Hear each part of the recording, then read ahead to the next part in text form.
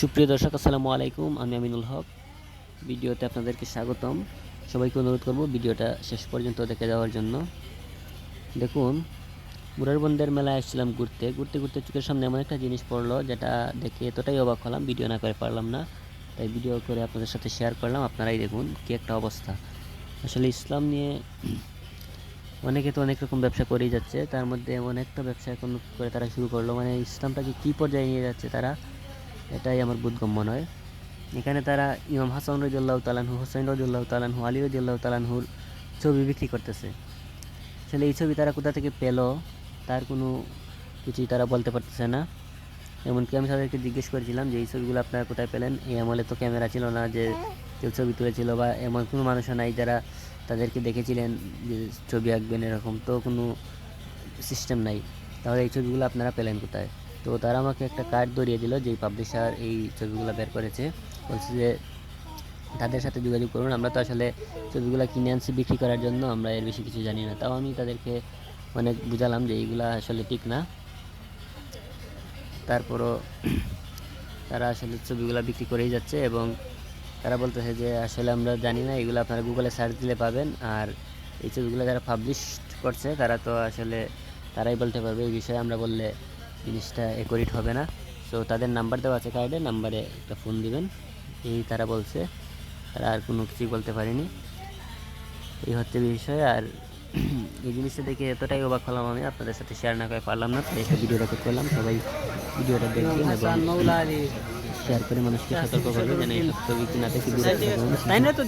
যদি মানুষ না কিনে তাহলে ছবি তোলা হয়েছে, ছবি বিক্রি হবে না, ছবি তোলা হবে না। সবাই ভালো থাকবেন, সুস্থ থাকবেন, শেয়ার করবেন।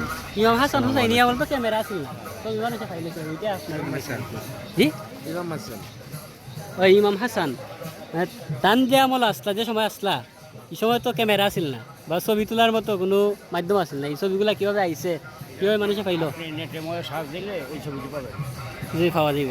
আমরা আপনাদের ব্যবসা করে কিনাই না। ওই না আপনারা কিনেন না, ব্যবসা করেন, বুঝতে পারতেছি। মানে ওনার সাথে যে ভাই নেটে যে ইয়ে আসছে না, সার্চ দিলে এই ছবিটা পাবেন। তখন আলাপ করলেন, ভাই আমি তো বুঝতেছি না কাহিনিটা আসলে কী, জি উনি আপনাকে বোঝাতে পারবে। আমার এই ছবিটা আরও 5 টাকা বেশি নিচ্ছে। হ্যাঁ নাই কারণ আমি একটা আপনার বলবো, এটা বুঝা মিল দেবো, ওটা মিথ্যা বলবো। জি আপনারা আমি একটা বললাম, এটা বুঝা মিল মিথ্যা। আমি দরকার ওই ঠিক আছে না, আপনি তো কিনে যাই তো আনতেন যারা বানাইছে। সবচেয়ে সার্চ দিলে যে ঘটনাটা কি ভাই আমি তো বুঝলাম না। জি ভালো ছিল। তো এখানে অনেকগুলো বইও বিক্রি করা হচ্ছে, দেখতে পাচ্ছেন ইসলামিক বই। কিন্তু এই ছবিগুলো কোথা থেকে পাওয়া গেছে এগুলা সম্বন্ধে ওনারা আসলে বলতে পারছেন না। ওনারা ওই পাবলিকেশন ইমাম চিশতিয়া পাবলিশার, তাদের কার্ডটা আমাদেরকে দিয়েছেন তাদের সাথে কথা বলার জন্য। তো এই হচ্ছে বিষয়।